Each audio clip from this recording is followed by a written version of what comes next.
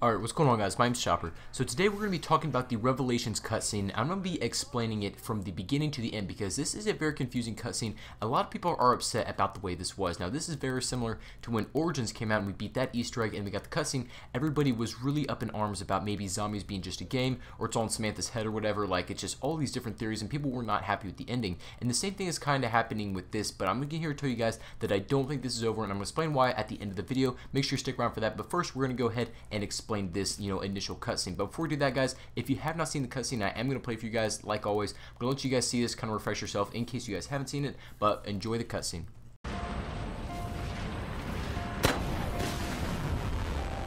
Sophia. Maxis. You know what we must do, my dear. Yes, my love. We will do it together. As one we are, now and forever.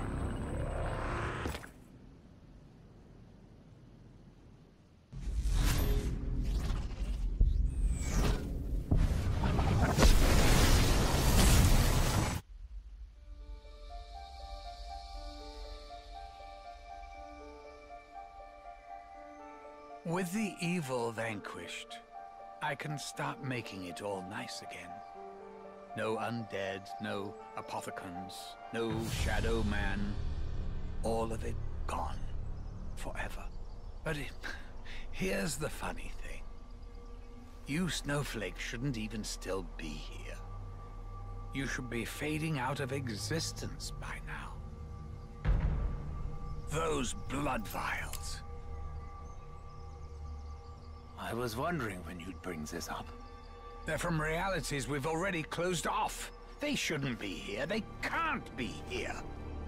Such a paradox means you're putting my perfect world at risk. You guys and your bloody free will.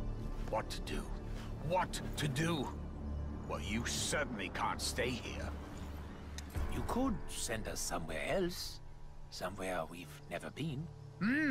I suppose I could make a little corner somewhere in history.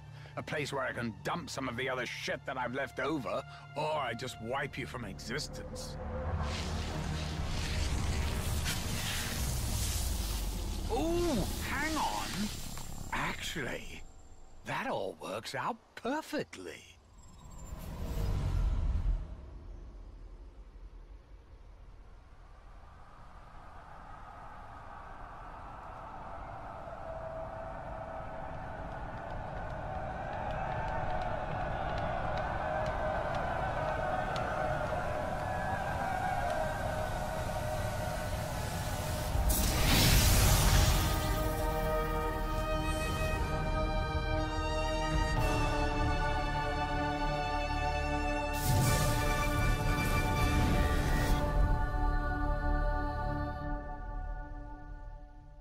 So let's start this breakdown from the beginning of this cutscene where we see Maxis and Sophia reunited once again. Now, Sophia is in her robot form. She's definitely not in her human form. And then Maxis is just fresh out the summoning key. So they are finally reunited for the first time. And then you can see these little bears and like toys around and stuff. And we think that this represents our other characters. We aren't entirely sure yet, but we had to go around and collect little kind of different memorabilia from other maps. So I can only assume that's really what that means. But basically, they kind of all combine into Maxis. And then they're talking to each other. And then eventually, they shoot up into the sky, into the Apothecant Sun to close that rift. So the rift has been in the storyline for a little while anyway. It's been all the way since Black Ops 2, specifically in Buried where they talk about the rift. There was other mentions to it, but we actually got to see the rift itself, and this is probably, where the Apothecants kind of start out. This is them sort of on the prowl already, but basically the way they actually got in, the main way they got in was from Shadows of Evil when we accidentally served the Shadow Man. He was tricking us the whole time. You guys know the whole story about that. That's how they got in, and then now Sophia and Maxis go up into that Apothecant Sun, up into that rift, and they actually close in everything in, and the Apothecants can no longer get back into this universe.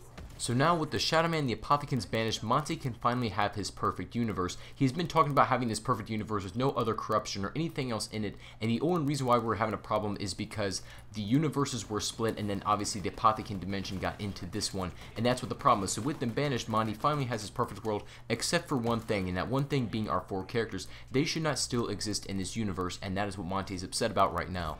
And then we see Dr. Monty go up to Richtofen and address his blood vials, because that is the only reason why they're still there and they haven't faded out of existence. And then Richtofen's like, oh, I kind of wondered when you were gonna actually address this on me. And we now know why Richtofen was keeping the solo keen on the down low, is because he wanted Monty finding out. He didn't really want to tell our other characters, and maybe probably because of risk of Monty finding out somehow. But basically what this blood did is, what they probably did was inject it into themselves so that blood becomes part of their bloodstream and it can no longer go away. Like, it becomes a part of them and they're unified as one. Because the blood belongs to a different universe, Monty cannot actually technically erase them from his perfect world. He can't actually take them out because that's part of, their bloodstream, and that this is from a different universe. If he cannot close the paradox is his problem, and that's why Monty's upset about this. And then so the only thing he can do is move them to a different location, which is what Richtofen suggests. So then Monty then transport our 4 characters over to the premise stage, basically where they're standing on this pillar right here, post-Apothecant battle, where they had just defeated them and they're being worshipped by the people. This is what he transport them to,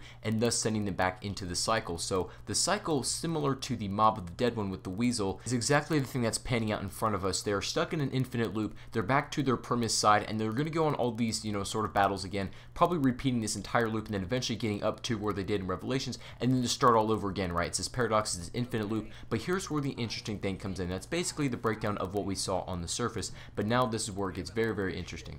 So you'll recall back to Mob of the Dead, when you do the Easter egg on that map, you can basically get kind of 2 endings. It's not actually 2 ending cutscenes, as there is no Easter egg cutscene for Mob of the Dead, but you can actually technically get 2 endings depending on who you kill. If you're the Weasel and you kill the others, the cycle's actually broken, but if you kill the Weasel, it plays out just like how the story was told, and then the cycle continues. So we're probably thinking that there's going to be a similar mechanic in Revelations where you can actually break the cycle and then not get sent back to, the premise stage where you just were with the 4 characters, staves in hand, all that sort of stuff. You can actually maybe send Dr. Monty back into the loop. Now that part admittedly is a lot of speculation. I don't know for certain if we can get another cutscene in which we do break the cycle, maybe sending Dr. Monty there, maybe killing Dr. Monty, something along those lines. I'm not 100% certain on that, but Blundell told me that there will be a future of zombies. However, this one has been wrapped up for now, as we get the end cutscene at the end. We know in Origins it was a very vague cutscene, but we didn't get a the end screen. Like, this was just setting up for the events in Black Ops 3. But I'm not 100% certain about that. Let me know what you guys think about that in the comment section down below. But all I know is that, guys, zombies is not over. There is going to be a future. There is more stuff to come. Just for now, this is wrapped up, and Blundell is going to be, cooking something else up for us. But let me know what you guys think is going to be coming up for zombies. Also, let me know what you thought of this cutscene. This is pretty much going to be the breakdown for today. If you guys did enjoy this, don't forget to leave a like if you guys did enjoy this video, and subscribe to the channel if you guys are new. Really would appreciate it. Thank you all for watching, and I'll catch you guys on the next one.